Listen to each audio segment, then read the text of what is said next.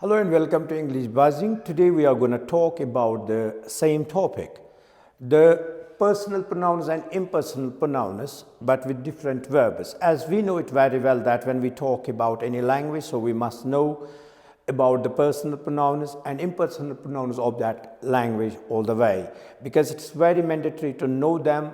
This is very important for every language learner to know about personal pronouns, impersonal pronouns, all the way, because without personal or impersonal pronouns, how come that we can speak English? We can't speak English because they are used with a number of verbs. So it's very important to learn them thoroughly and entirely. And today we are here with do plus first form of verb and does plus first form of verb. So let's learn more about them. When we talk about do plus first form of verb and does plus first form of verb, they are used with different personal pronouns and impersonal pronouns. And when we talk about do plus first form of verb, do plus first form of verb used in present to show any action, whether general action or habitual action, and followed by first form of verb. And when we talk about does is also used in present and is followed by first form of verb also.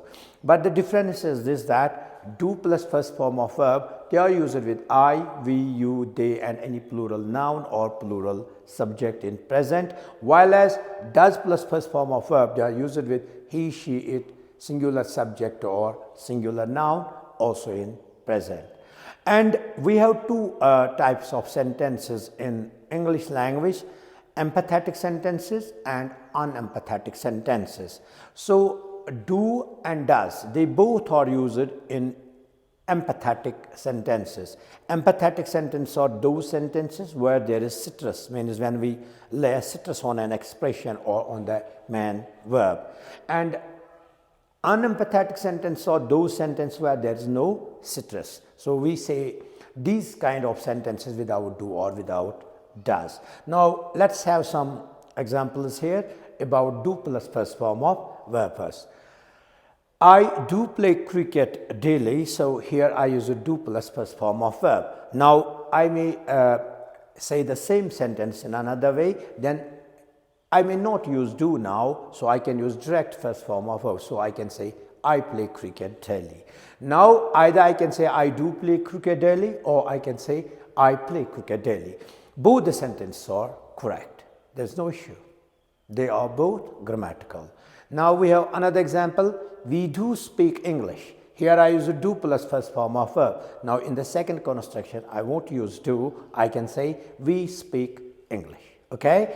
The third example is they do work every day. Here I use a do plus first form of verb once again. So now in the second construction I use only first form of verb, they work every day. Okay. Now let's move towards does plus first form of verb. As earlier I talked about this, we use them with he, she, it, any singular noun or singular subject. But here you have to be more attentive and more careful, because here after does you have to use first form of verb. After does you have to use first form of verb. For example, he does go to school. Again, empathetic sentence, because we have used does in this construction. He does go to school. Instead of this I can say he goes to school, but this time I didn't use does in the second construction. So you can see he goes to school. If you don't use does in sentence, then you have to use either S form of verb or is form of verb. Okay. Now we have another example. She does teach well.